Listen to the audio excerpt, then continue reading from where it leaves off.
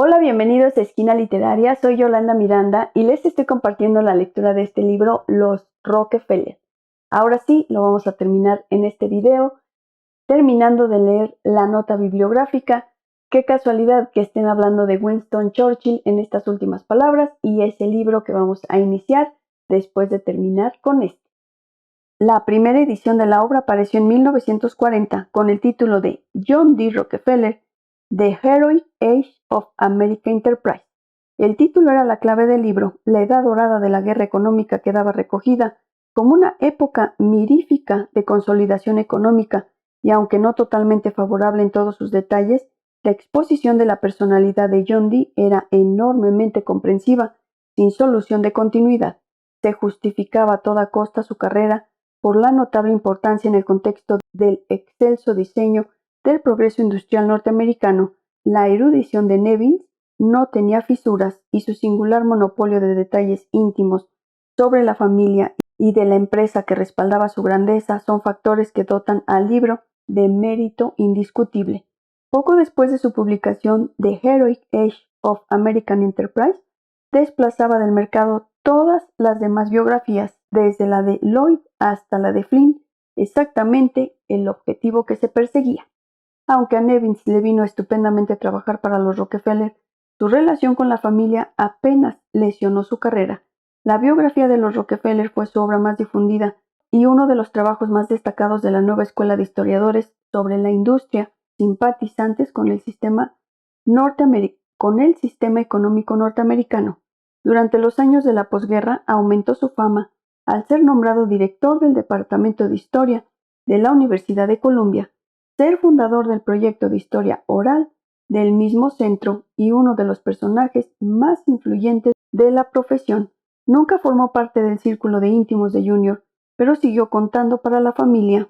Una muestra de su cooperación es la carta que escribió en 1948 a Junior para informarle de que la Standard de Indiana había contratado al historiador Paul Giddens para la realización de la historia oficial de la corporación, señalando que Giddens se vería naturalmente obligado a tratar el enfrentamiento de Stewart. Nevins aconsejaba confidencialmente que no le pusieran trabas. Considero que debe permitírsele el acceso a todos los materiales de importancia, bajo condición de que someta a su atención y a la del señor de Bevois lo que escriba sobre el tema. Si efectúa un tratamiento breve, habrá lugar para una monografía aparte, y yo podría, en el momento oportuno, interesar a alguno de mis mejores candidatos para que lo elija como tesis doctoral, o bien la Escuela Empresarial de Harvard podría encontrar un escritor. En 1950 Nevins trabajaba en otra edición de la biografía sobre los Rockefeller. Había despertado su interés un nuevo lote de correspondencia de Senior que había estado perdido desde 1932. En aquellas fechas, durante el traslado de las oficinas de la familia del 26 de Broadway a la Suite 5600, algunos archivadores con correspondencia privada de Senior fueron guardados en un almacén, donde accidentalmente quedaron tapiados. Al descubrirlos durante un inventario y comprobar que la mayoría de las cartas privadas mostraban a su padre bajo una luz favorable, Junior comunicó el hallazgo a Nevins. En cualquier caso, la revisión se habría realizado tarde o temprano, pues ocupando Nevins un puesto de vanguardia entre los historiadores industriales revisionistas, era un autor particularmente sensible a las tendencias intelectuales de la época de la Guerra Fría. Norteamérica, desvergonzadamente imperialista en su política exterior y al mismo tiempo inquieta por la autodesconfianza reflejada en su temor al comunismo patrio, estaba madura para una revisión positiva del sistema capitalista que despejara cualquier vestigio de ambigüedad, producto de los rojos años 30. De hecho, Rockefeller y los demás titanes de la época dorada se convertirían en beneficiarios del patriótico silogismo. Ellos habían sido los pioneros del desarrollo de la economía moderna americana, un sistema económico que procuraba mayor libertad y dicha que ningún otro sistema, y por consiguiente sus precursores tenían que ser hombres de visión y audacia, unos hombres que, víctimas de las críticas injustas y poco patrióticas de la generación anterior, no eran realmente varones, ladrones, sino estadistas industriales. La interpretación que de la Standard Oil y de John D. insinuaba sutilmente la primera edición de la obra de Nevins ya podía proclamarse triunfalmente. Publicado en 1953 con el título de John D. Rockefeller, A Study in Power, el libro estaba impregnado del espíritu de los años 50, hasta la estructura había cambiado.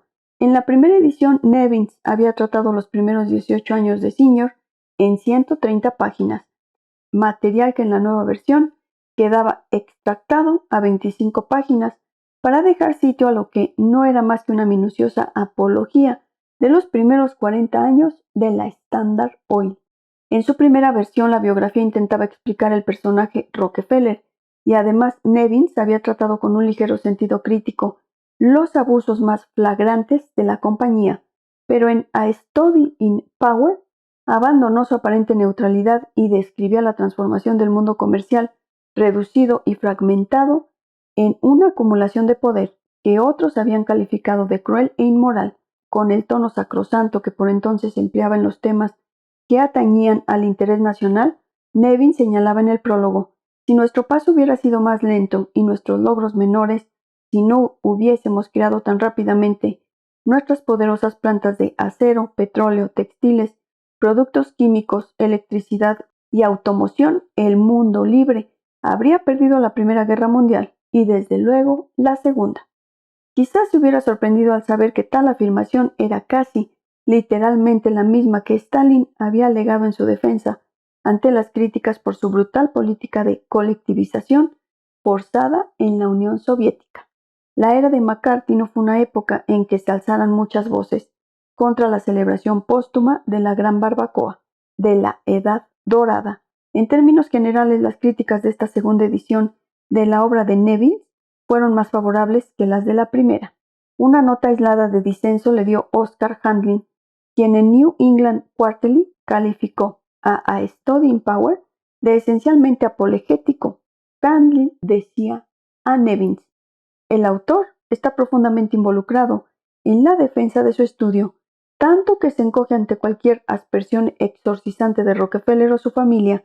En efecto, este respeto por el protagonista confiere relevancia a su simple mención. Los negocios eran el epicentro de la utilidad del periodo del que surgen los hombres más ambiciosos y capaces del país, y con ello Rockefeller adquiere una virtud particular por esa vocación que al parecer le sitúa por encima de coetáneos como, pongamos por caso, O. W. Holmes Jr., Henry James o Willard Gibbs.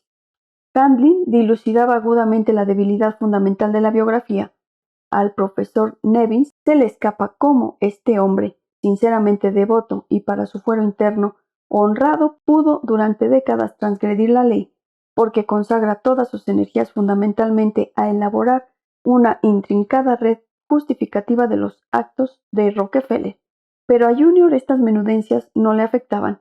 Él estaba bastante satisfecho con la obra de Nevins. Era el libro que siempre había deseado, una obra que no solo eximía al primer Rockefeller de las infames acusaciones lanzadas contra él, sino que además entonaba una reivindicación de grandeza.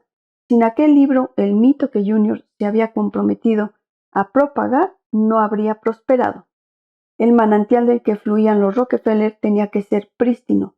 El dinero que les hacía aflorar en mares de poder no podía estar sucio. Durante la supervisión de la prolongada tarea de redacción de la biografía paterna, Junior no dejó de ocuparse de otras cosas. Había instado a su amigo Raymond Fosdick a que confeccionara la historia oficial de la institución y del desarrollo de la Comisión de Enseñanza General y de la Fundación, y se había prestado complacido a colaborar cuando Mary Ellen Chase, miembro del claustro de Smith College, relató un relato simpatizante sobre la vida de Abby, su primera esposa. En 1949, con el obcecado convencimiento de que los Rockefeller no solo habían hecho historia, sino que eran historia, Junior comenzó a considerar la idea de constituir un archivo con los voluminosos fondos documentales de la familia. Se consultó al National Records Management Council y sus asesores, historiadores de profesión, comprendieron el valor inapreciable de los papeles Rockefeller, sorprendentemente completos en razón de aquella obsesión común a Senior y a Junior de guardar cualquier brizna de papel relativa a los asuntos familiares, tanto personales como financieros. El Consejo instó a Junior a fundar un archivo pero él no necesitaba estímulos porque precisamente aquel archivo sería la prueba definitiva de que su padre tenía toda la razón cuando en una conversación con Inglis había afirmado: la historia demostrará que teníamos razón.